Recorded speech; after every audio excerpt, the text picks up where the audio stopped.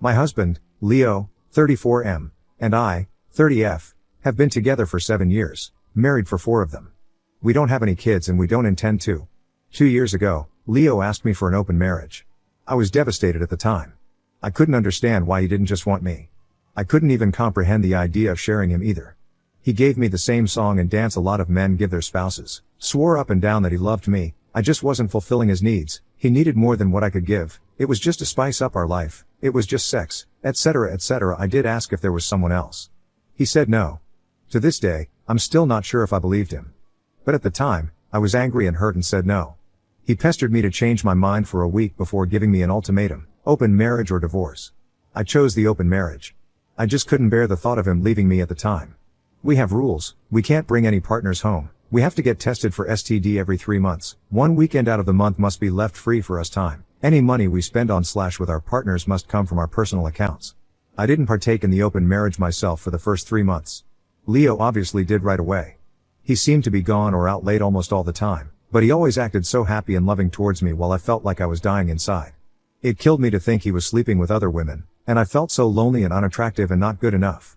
I told my sister, Katie, 26F, and a few close friends everything.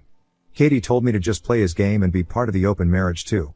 If he can sleep around, so could I. I honestly didn't have much confidence in myself at the time. I'm a bit overweight and I've never considered myself conventionally pretty. I was afraid this would just humiliate me further. Katie and my best friend Jessie, 30F, set up my online dating profiles for me. I got so many matches that it was overwhelming. When I told Leo, he was surprised, but told me to do whatever I thought was best. Jessie helped me choose my first date, and I actually had a great time. He didn't pressure me for sex and took me out to drinks and dinner. We did have sex eventually, but it was all just casual and we didn't see each other after a couple months of casual dating. That first guy really made me feel more confident in myself. So I kept going on dates with men. A lot of them wanted to treat me, so I didn't have to spend much of my own money. Not only that, but some of the men have given me the best sex I've ever had in my life. Almost like the kind of sex you read in romance novels. It's been amazing. I am currently seeing 2 different men, alongside Leo. One, Mark, 38M, is more of a steady boyfriend I've been with for about 6 months, and the one, Steven, 25M, is very casual, mostly just hanging out and sex. They know about my open marriage / other relationships and are fine with it. My husband has not been so lucky. In the beginning, he definitely was. He was always out and about and didn't seem to care even when I started dating too. But now he just complains a lot and hasn't been going out much. He whines about how he's usually the one spending money. A lot of the women he tries to be with want an emotional connection before sex. He often wants to be with younger women, but they want younger men. He's also been upset that I go out with random guys so often while he's at home alone all the time. He hasn't asked to close the marriage yet, but I feel like he will soon. He keeps saying he misses us and wants to spend more time together. He tried to initiate sex a lot more too. He wants to go on dates and go on vacations and all that stuff more and more, and he gets upset when I tell him I can't because I've already scheduled to do stuff with my partners, mostly Mark. Honestly, I don't think I love Leo anymore. I care about him, but I just don't love him. I'm not saying I love Mark or Steven, but I honestly feel closer to Mark nowadays than I do Leo. Mark makes me feel comfortable and safe, and I love spending time with him more than my own husband. Steven is funny and sweet and really good at sex. Katie and Jessie have been wanting me to divorce for a year now, but I was afraid of hurting him and thought I still loved him. But I think my love for him died when he asked for this open marriage in the first place. Seeing him get all pissy about it now just because he's not benefiting from it is also a turnoff for me too. But I don't know if divorce is the best option. I still care about him and I still don't want to hurt him. Maybe if he finally asks to close the marriage, we can talk about it then. Comments. Bent12. Divorce. You're happier without him. He would only want to close the marriage because he can't get laid, not that he only loves you. Op. We've just been together for so long that the idea of him not being there feels weird. Which sounds stupid since I have 2 other partners, so it's not like I'll be lonely. But Leo was a part of my life for so long that for him to not be there just doesn't feel right. But you're probably right. Awesome Possumit. 7 years is not so long considering you'll, possibly, live for another 50 years. Update 1. Hi everyone. I got so many comments and messages on my last post, which got deleted for some reason, that I was a bit overwhelmed. Especially when a lot of you kept saying the same thing. Divorce, divorce, divorce. But, the thing is, I think a part of me does still loves my husband. I know in my last post that I didn't think I loved him anymore, but I can't just forget about the things that I do love. I love when he sings in the shower. I love when he laughs so hard, he snorts. I love when he kisses my forehead when I've had a bad day. I love when he holds my hand when we watch TV together. Leo has done a lot of shitty things, but he really isn't the big asshole people think. Maybe that was my fault. But even if I do still love him, I'm not in love with him anymore. I don't think I have been for a while. I care about him, a part of me does still love him, but you all were right, I should have just divorced him when he gave me that ultimatum in the first place. This past Saturday, we had the big talk. I initiated it, but he didn't seem too surprised. I just told him that I noticed he didn't seem to like me going out with Mark or Steven and asked if there was a problem.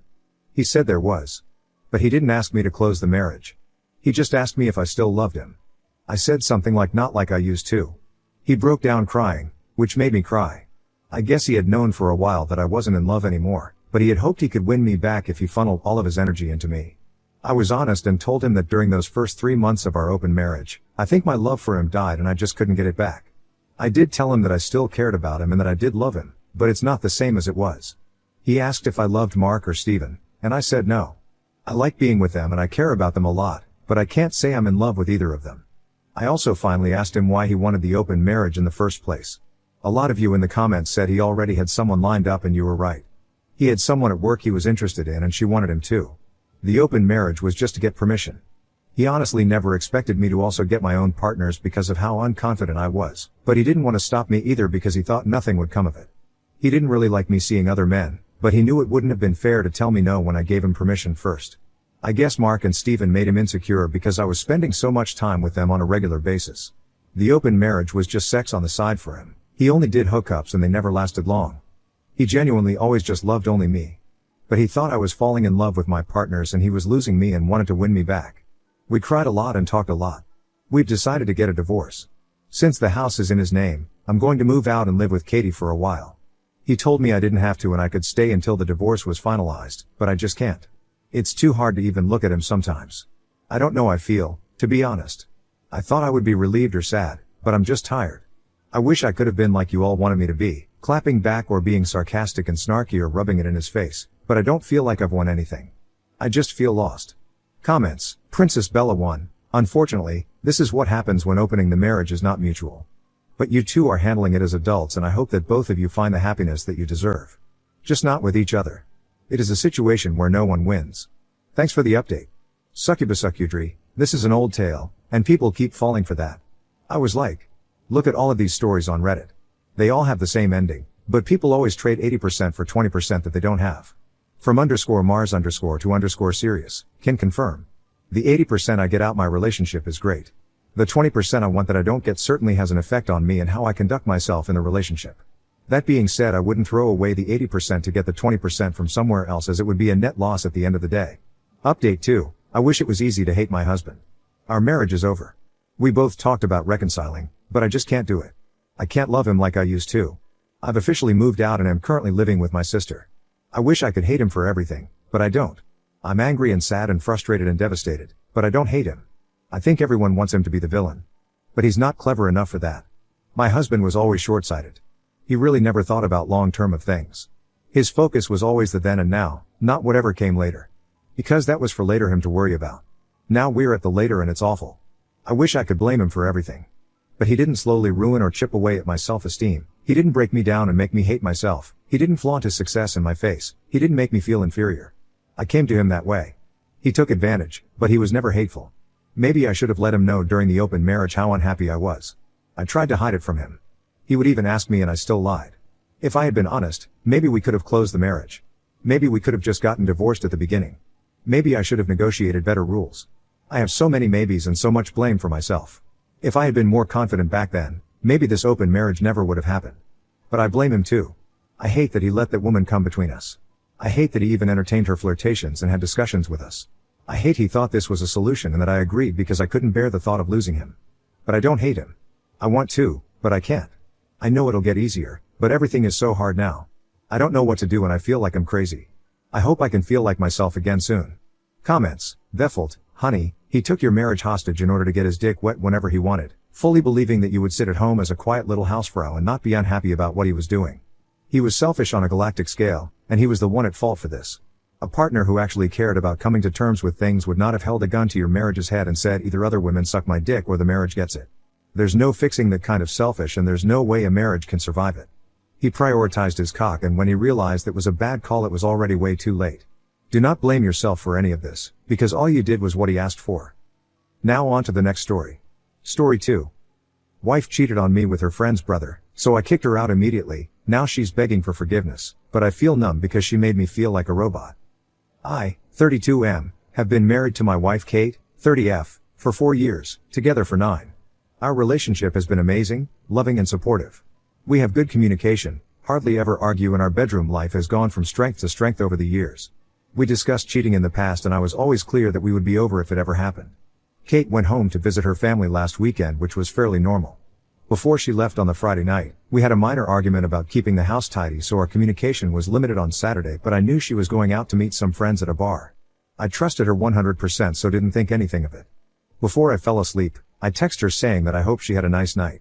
When I woke up on Sunday morning, I had a missed call from Kate at 4 a.m., so I immediately called her to check if she was okay, but no answer. After a few hours I tried again a few times, but still no answer.